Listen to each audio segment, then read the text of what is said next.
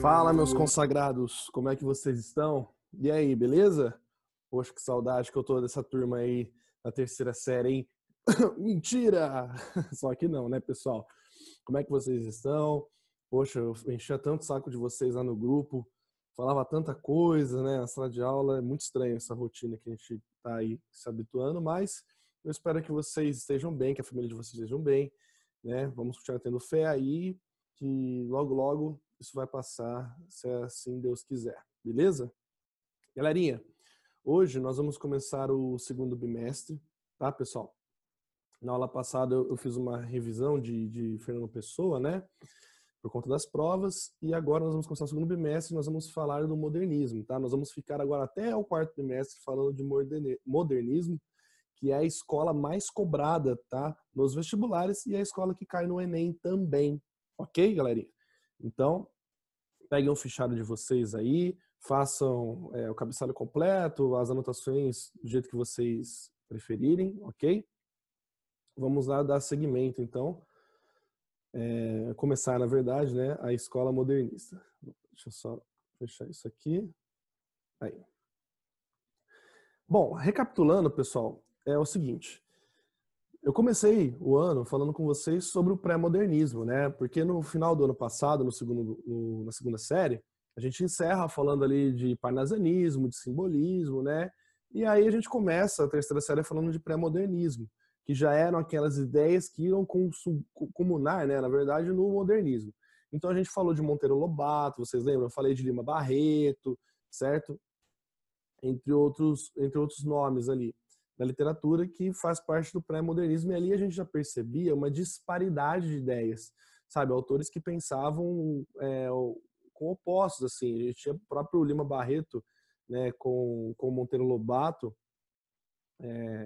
Euclides da Cunha também, né, pessoal, com Sertões, ideias diferentes, né, pensamentos diferentes, críticas, enfim, isso é o modernismo, né? Eu falei para vocês, o modernismo vai ser uma junção de várias coisas, né? Não vai ter mais um padrão, vai ser uma ideia assim de que tudo é possível, né? Que vai combinar o que é hoje. Hoje a gente tem todas essas produções que nós vimos ao longo da história.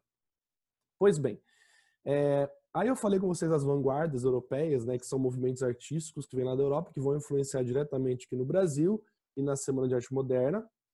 Aí a gente deu uma pausa porque eu fui falar de Fernando Pessoa. Falei de Fernando Pessoa, que é muito importante, a gente ficou ali um bom tempo falando dele, de seus heterônimos, fizemos alguns exercícios, né, que ele está sempre circulando aí, é um dos principais nomes da literatura portuguesa. E agora vamos voltar para o Brasil, e nós estamos em 1922, e como eu sempre faço, vamos entender um pouco esse contexto histórico da época. Antes de tudo, pessoal, entendam que o modernismo, assim como o romantismo, nós temos 3 gerações. Lembra que o romantismo a gente tem 3 gerações, né? Primeira, segunda, terceira, que a gente vai ter também 3 gerações. A geração de 1922 a 1930, a de 30 até 1945 e a de 45 em diante, ok? Vamos lá, então. A Semana de Arte Moderna, de 22, foi o marco inicial da estética modernista. Apesar de que não é uma semana em si, né? Foram apenas ali 3, 4 dias, se eu não me engano, da arte, né? Da Revolução Artística. Esse evento ocorrido em São Paulo, no Teatro Municipal, durante os dias 11 a 18 de fevereiro de 22, representou uma ruptura com os padrões artísticos tradicionais. Ou seja, aqui já haviam várias críticas dessas questões padronizadas, né? Os parnasianos, principalmente, eram muito criticados, né?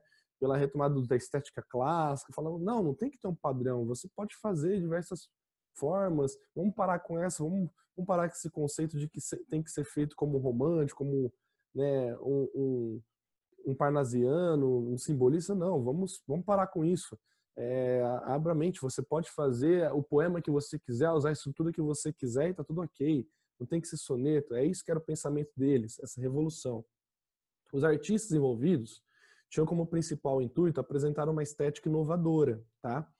Pautada nas vanguardas artísticas, que eu já falei para vocês, o cubismo, futurismo, enfim, expressionismo, iniciados na parte final do século XX, né? No século XX, iniciados a partir do final do século XX, na verdade, o início do século XX, né, pessoal, final do século XIX. Perdão, tem um erro aqui. Bom, e qual que era esse contexto histórico?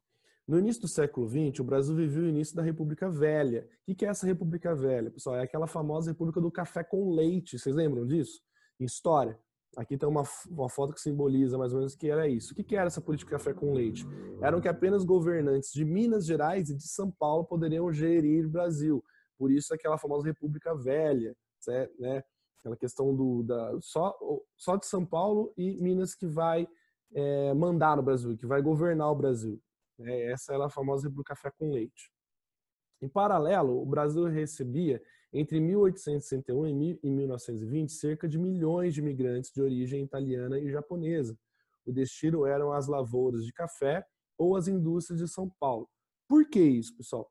Porque como já estava estourando o abolicionismo e ele é, enfim, concretizado, a gente precisa suprir a ausência dos escravos negros. E aonde que eles vão encontrar esse suprimento aí? Vai ser através dos imigrantes, né? E aí a gente vai ter algumas obras posteriores que vão abordar muito bem esse tema, tá? A questão da exploração, né, do trabalho dos imigrantes, isso vai culminar num caos ali, né, de pobreza, de miséria, como ele fala aqui, principalmente italianos e japoneses, tá, pessoal? Que vêm para o Brasil com a promessa de que vão ter sucesso, de que vão ter uma vida melhor, e na verdade é o oposto, eles ficam presos a coronéis, a ordens ali de donos de fazenda que fazem mil promessas e os envolvem em uma dívida sem fim, tá? Isso acontece no próprio Brasil, com nordestinos e com pessoas de outras regiões, tá? Vão ocorrer também. As grandes cidades passavam a registrar problemas da marginalização dos ex-escravos e a formação de um proletariado constituído pela mão de obra estrangeira.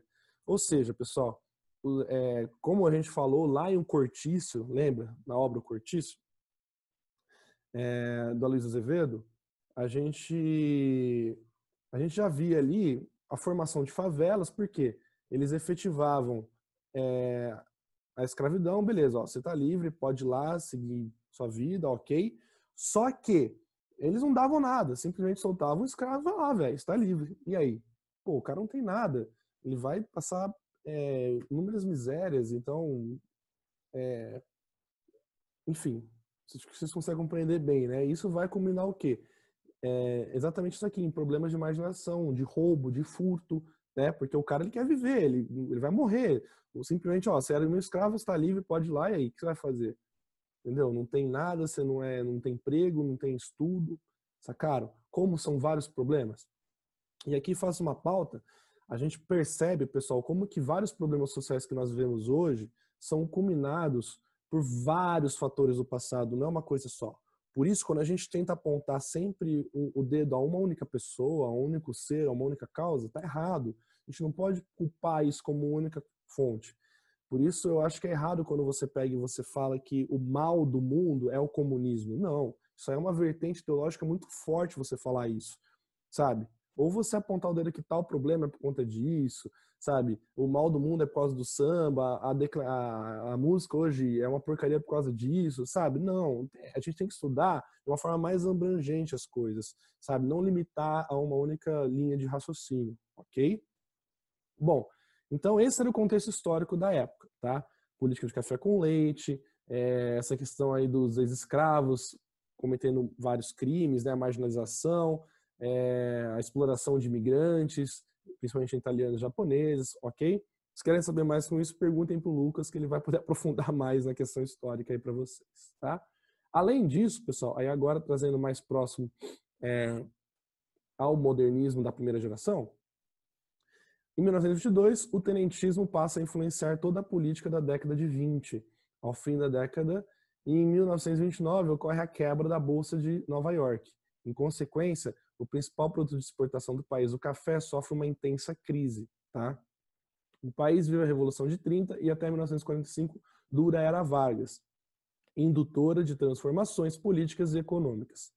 É esse contexto histórico que leva o Brasil à modernidade do século XX, impondo o rompimento com o século anterior.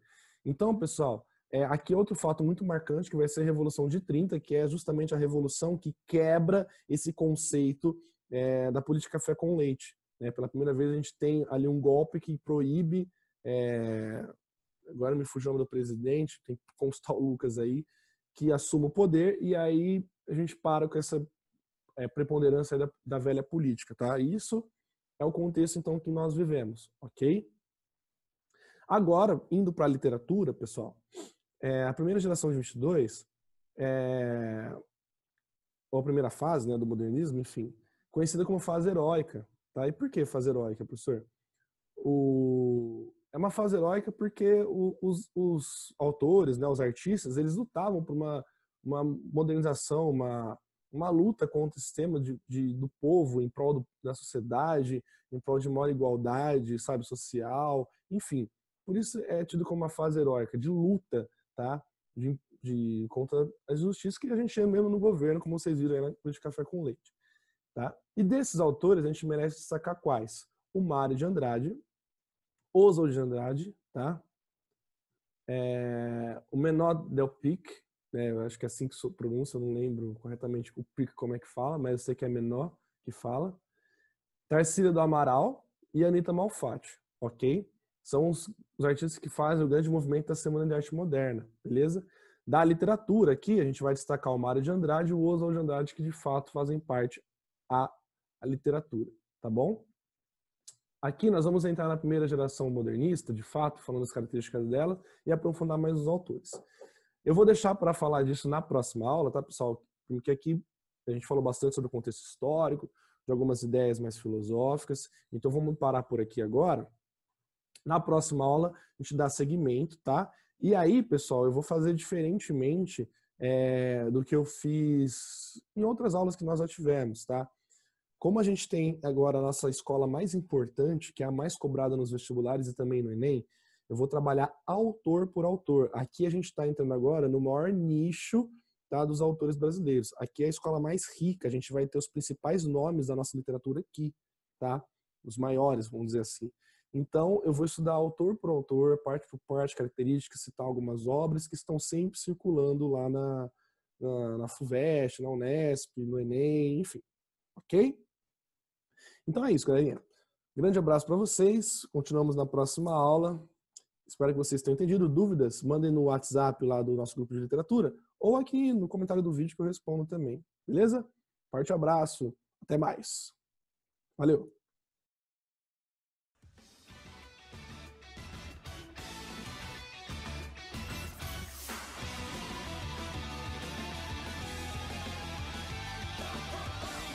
Dragon Ball Super. Já é